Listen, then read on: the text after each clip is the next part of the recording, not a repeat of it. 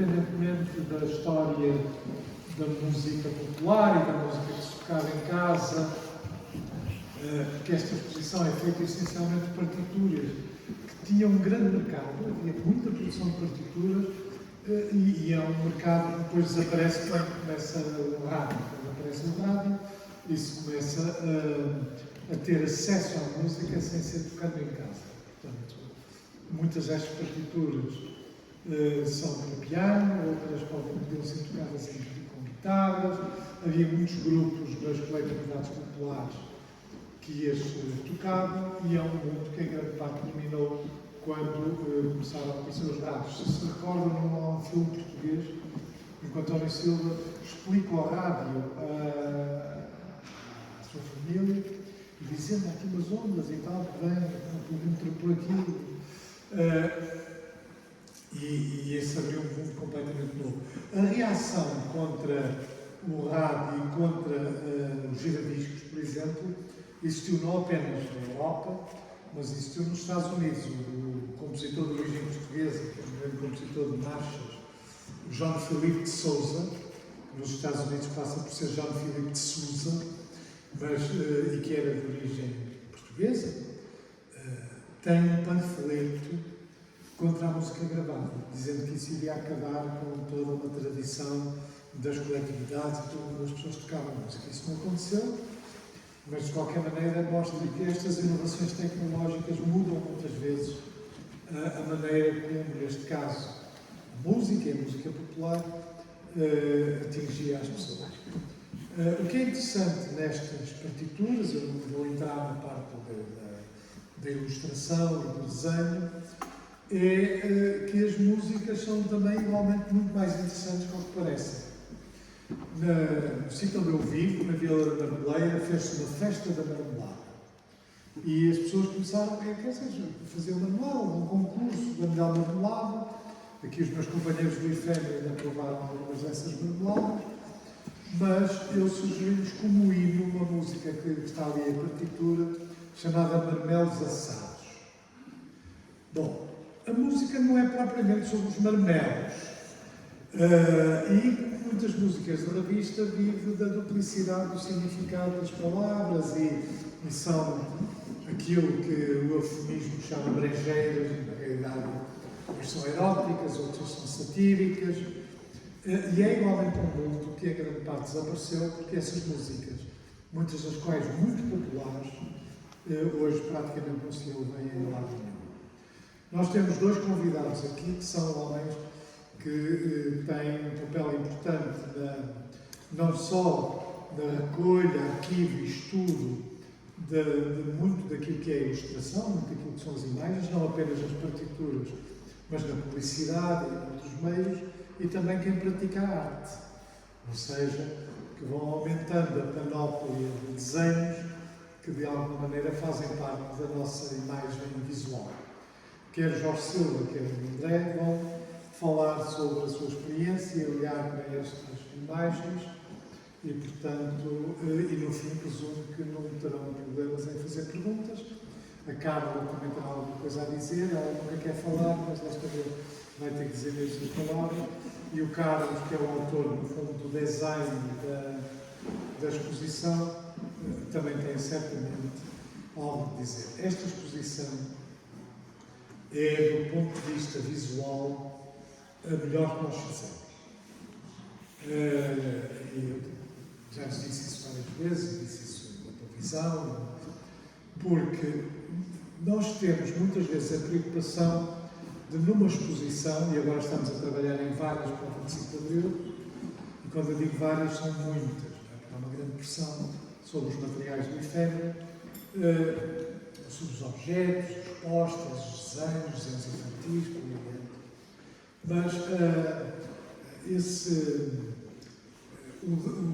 a maneira como a gente passeia, quer já na dos livros, que é de alguma maneira anterior, quer na das partituras, mostra, por um lado, a riqueza de tipo de ilustração popular, em alguns casos de artistas que se revelaram, enfim, grandes pintores, Almada, por exemplo, o próprio Setor de Carvalhais publica desde caricaturas nos jornais até às capas das partituras, estes homens, alguns deles, eram uma espécie de proletariado das artes. E nós temos no arquivo um diário de um deles, chamado Rudi, que vivia exatamente de pequenos trabalhos. E ele no diário conta que tinha fome. É um diário muito interessante porque ele cola desenhos, bilhetes de comboio, bilhetes de elétrico, tudo no diário. E esse diário que a gente um dia está a pensar em publicar é o retrato de um conjunto de pessoas cujo único mercado era fazerem as telas para os filmes, ele também fazia isso, as ilustrações para os livros ou para as partituras ou para alguns suplementos, capas de revista, e é um monte de grande qualidade.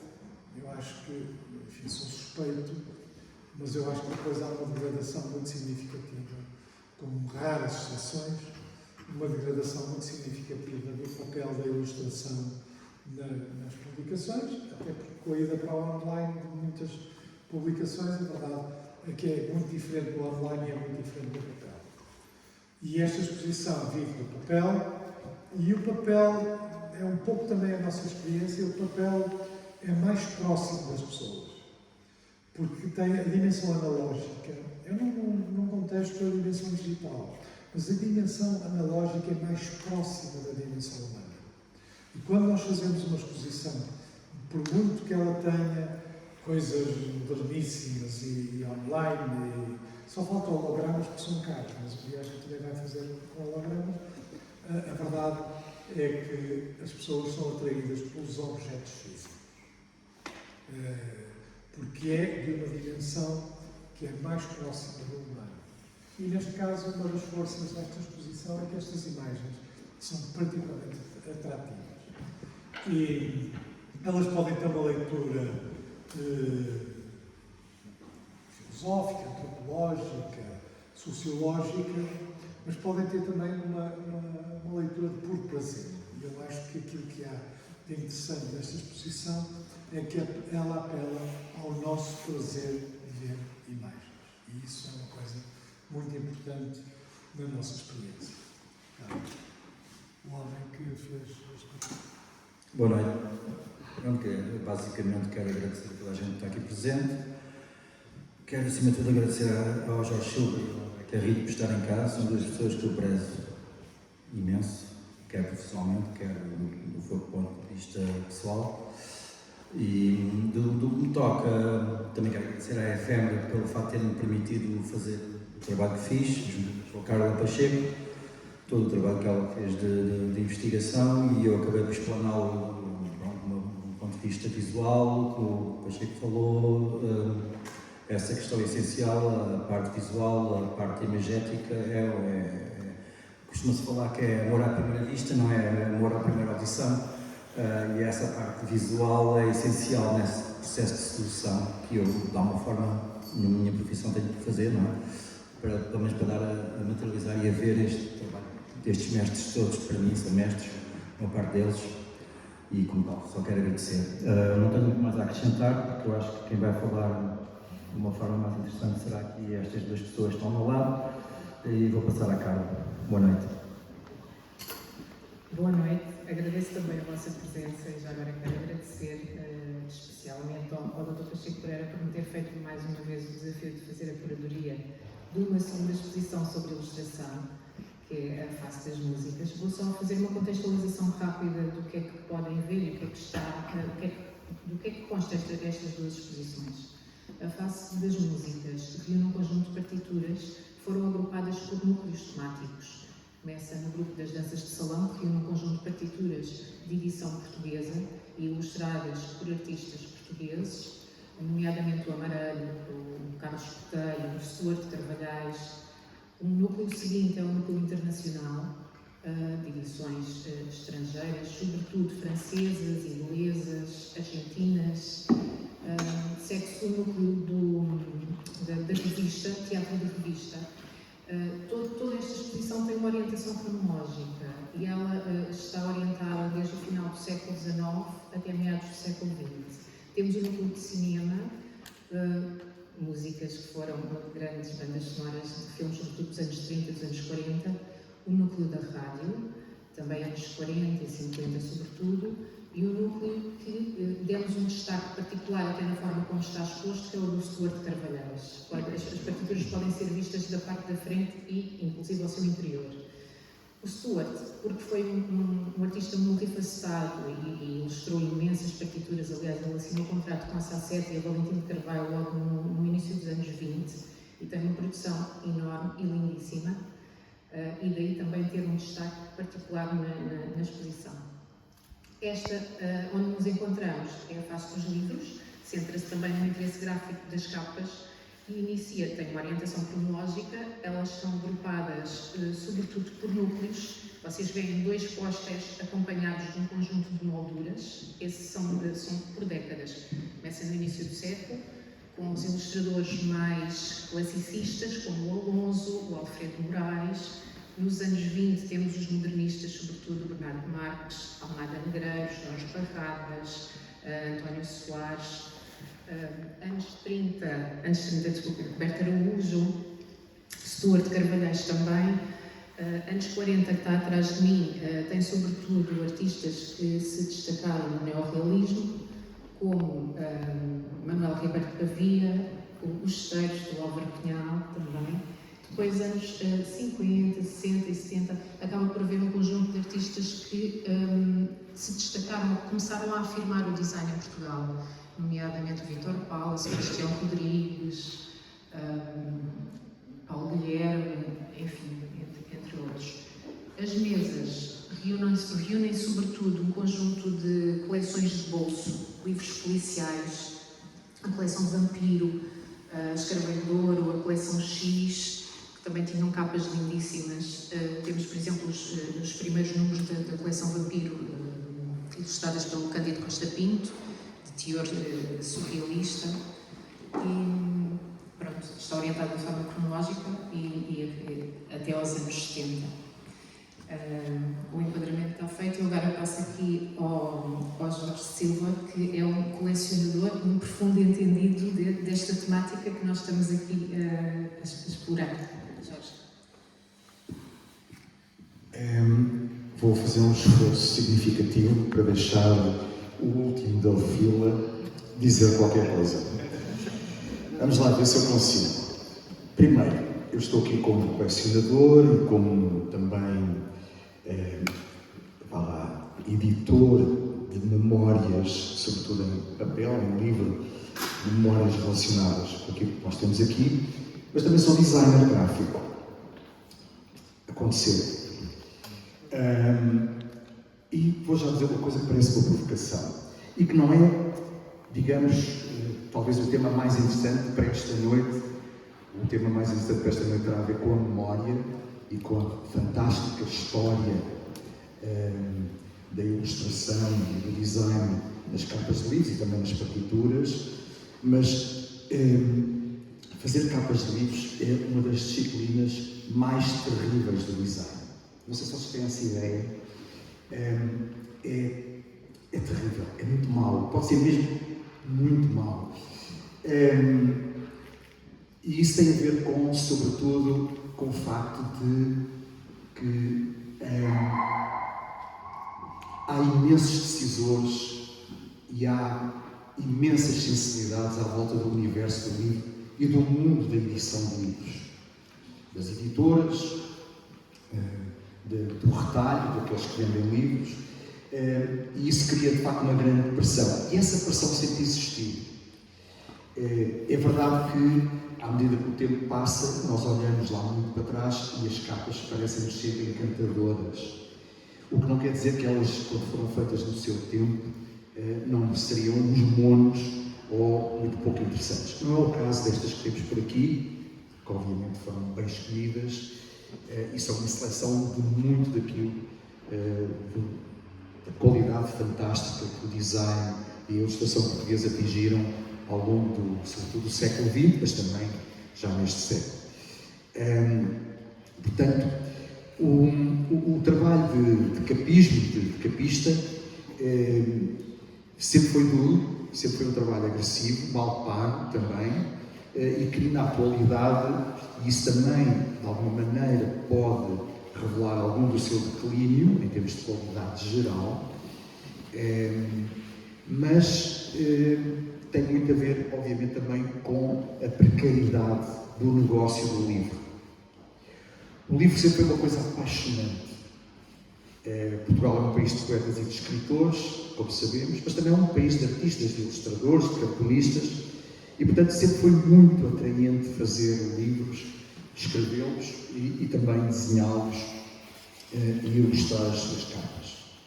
E, portanto, ninguém escapa a esse fascínio, mas, de facto, a precariedade do negócio, a exiguidade do tempo que ele tem, digamos, à vista do leitor ou do consumidor, faz com que haja uma pressão muito grande sobre essas capas. E sempre aconteceu assim, mas hoje, obviamente, que é mais notório.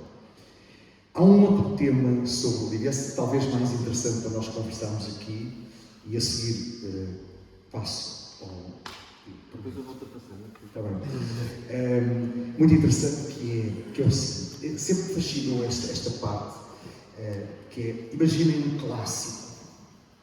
Há um que eu conheço muito bem, porque já fiz um livro que tinha o mesmo nome desse livro, que era Crime e Castigo, do Dostoiévski. E eu fiz um livro sobre as capas dos livros policiais portugueses, não só de livros, mas também de revistas e de almanaques, e até de revistas especializadas na literatura policial. Já aconteceu, já as houve. Mas é um fenómeno que me fascina desde há muito e para o qual eu tento sempre uma explicação redonda, mas que não é fácil, que é, imaginem o Dostoiévski e o seu Crime e Castigo, feito no século XIX, é considerado um pioneiro da literatura policial, embora não seja uma obra policial, e ele vai ser editado ao longo de um século e meio, ou enfim, já perto de 2, provavelmente, mas de cada vez que ele é editado pela mesma editora, por editores diferentes, a capa não é a mesma. O texto é o mesmo. Já sabemos também que as traduções agora já são mais facilmente feitas a partir das línguas originais e não do francês ou do inglês, mas descontando esse pormenor, o texto é sempre o mesmo. Mas as capas são sempre diferentes. E isso parece ser uma parte ingrata do trabalho de um designer ou de um ilustrador. Parece ser sempre uma necessidade das editoras, dos autores, de darem uma nova roupa a uma obra que pode ter 100 anos ou ter 200 ou 300. Se nos lembrarmos daqueles clássicos das aventuras juvenis do século XVII e XVIII, foram feitos ao longo de 3 ou 4 séculos, pelo menos, e as capas mudam sempre. Ou seja, o texto tem uma resiliência extraordinária que as artes gráficas, as artes visuais não têm.